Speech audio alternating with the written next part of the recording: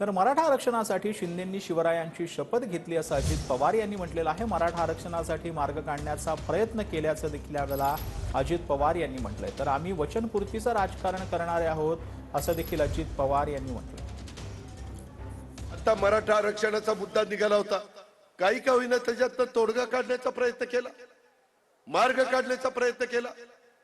छत्रपती शिवाजी महाराजांची शपथ घेऊन मुख्यमंत्र्यांनी सांगितलं की जरूर आपण त्याच्यातनं इतरांना त्रास न होता, इतरांना धक्का न लागता ते आरक्षण आपल्याला द्यायचंय। शेवटी आपल्याला बाबासाहेब आंबेडकरांनी जे संविधान दिलेलं आहे त्या संविधानाचा नीटपणे वापर झाला पाहिजे। प्रत्येक माणसाला हे राज्य माझाही विचार करतंय, सगळ्या घटकाला हे पटलं पाहिजे। मी वचनपूर्तीचं राजकारण करणारे कार्यकर्ते होते। उगीच बघू करू, ये आज ये उद्या दिवरे पुढे बघू असं चालणार नाही।